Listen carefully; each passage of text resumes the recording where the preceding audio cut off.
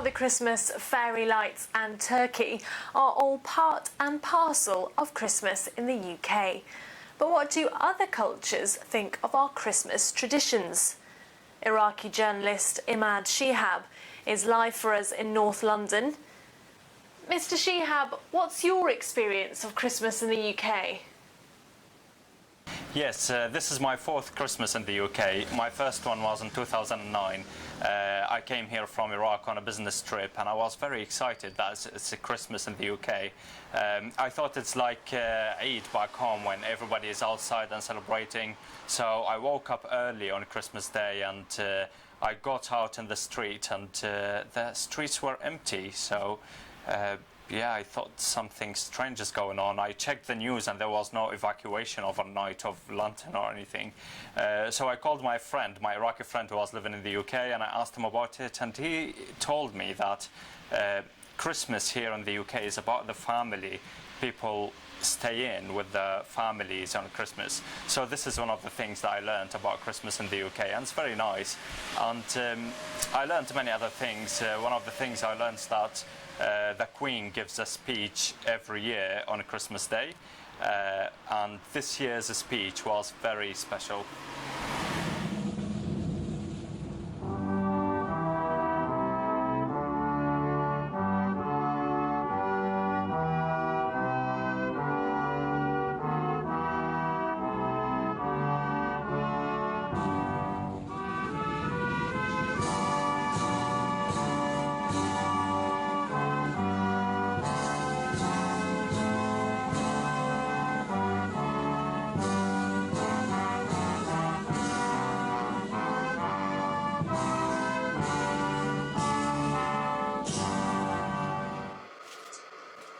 To all my loyal subjects of Lincolnshire and afar, I wish you a very, very happy Christmas and a happy New Year. Hiya!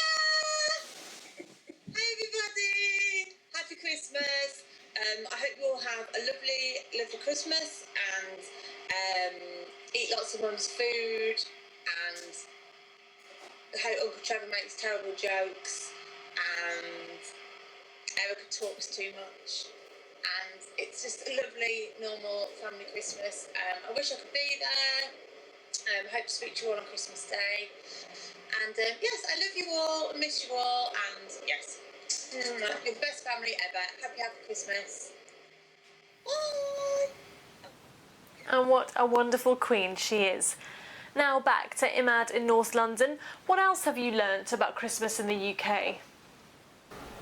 Yes, the other thing I learned about Christmas is that people swap presents during Christmas time, and children are always told that if they behave, then Father Christmas will come down the chimney and leave them presents, their Christmas presents.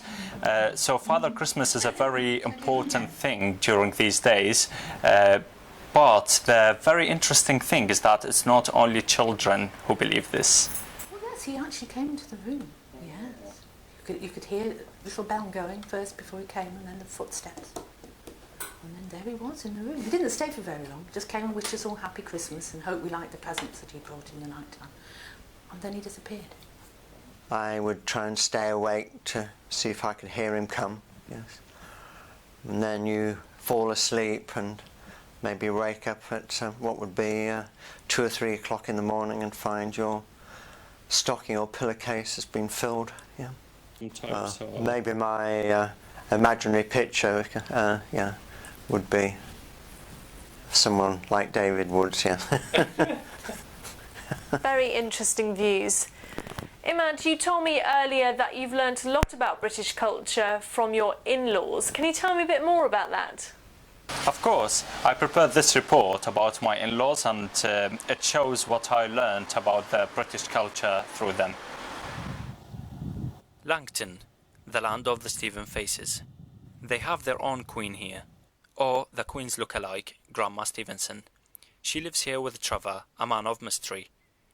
He loves sport cars, but I don't think that he has these skills like his older brother, my father-in-law Keith.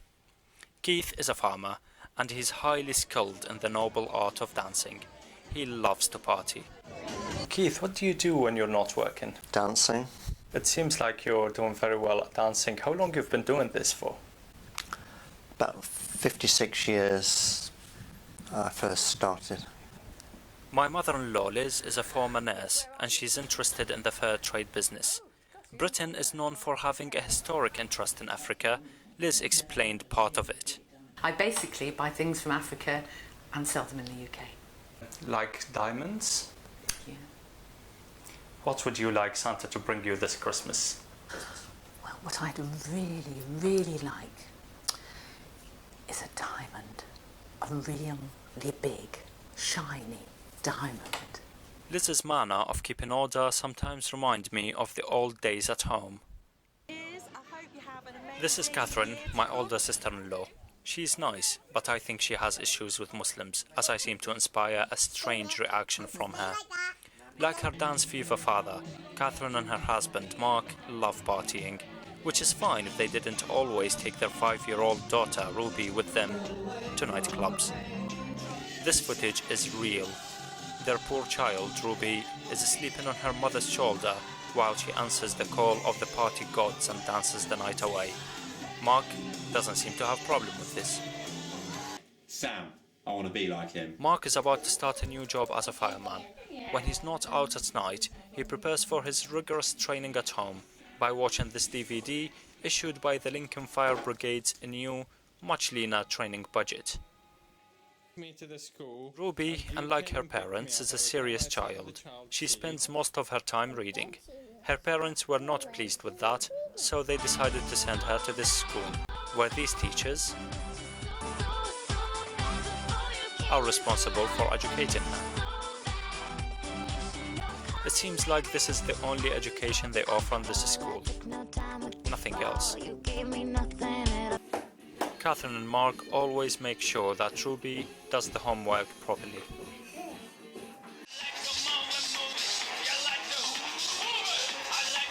And this is Ruby after a few months at school. Britain is multicultural, therefore racism doesn't exist in this family. Well, apart from this.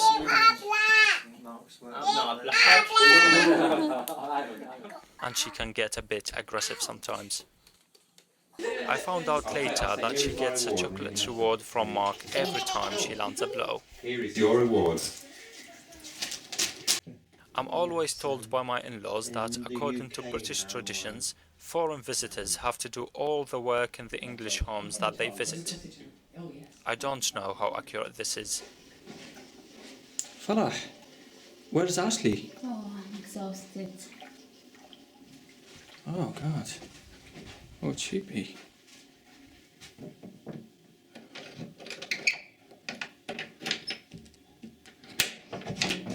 Oh. Oh, Ashley, are you alright?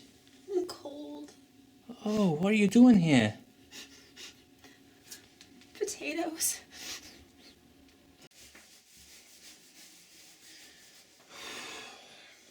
British culture. Hannah, my second sister-in-law, is an estate agent. This is what she does in her free time. She's expecting a baby. Her son Archie can't wait to see his new baby sister or brother. Archie is a rising action movie star. When he is a knight, his favourite horse is Old Imad. And when he's an Arab sheikh, he's confidently chosen to play the wise man's role in his school's nativity play. When you tell Archie a story, you better know all the details. Which colour is his willy? Archie loves the grapes. But yeah, he's leaving, so... Where do you guys live? Sorry? Whereabouts do you live? Finsbury Park. Well, between Finsbury Park and Crouch End. Yeah. Continuous workout and tough training. He gets himself stuck in puddles until Tom comes to rescue him. As a not stuck, as a trapped. Not long afterwards, Tom finds himself trapped. It seems like Tom enjoys it. Although he turned 40 last summer, Tom is still into young people's fun. My other sister-in-law, Fiona, lives in New Zealand. As you've seen earlier in our Christmas special coverage, Fiona has taken it upon herself to represent the Queen and the country there. She even has a horse. The youngest Stephen face is my wife, Erica, the ginger one. Erica is a journalist. She covered the 2012 Olympic Games in London. She was exhausted afterwards. This is what she likes to do in her free time.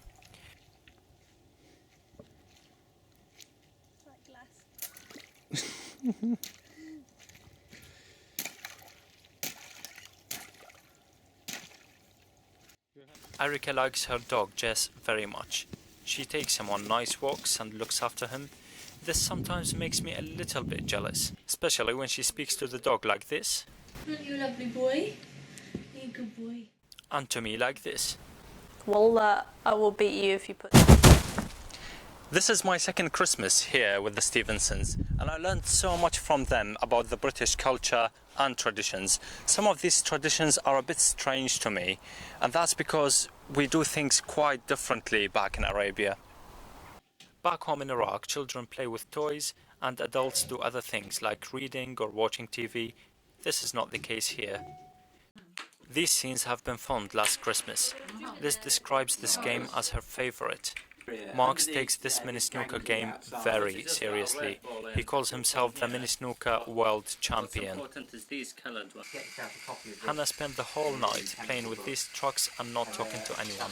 Meanwhile, Tom was pretending to set up this game for Archie, but he couldn't resist showing off his golf skills.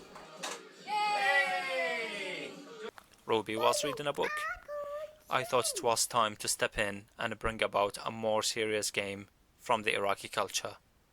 Imad Shihab, BBC, Langton. That marks the end of our Christmas special. I hope you enjoyed it and have a very Merry Christmas. Merry Christmas.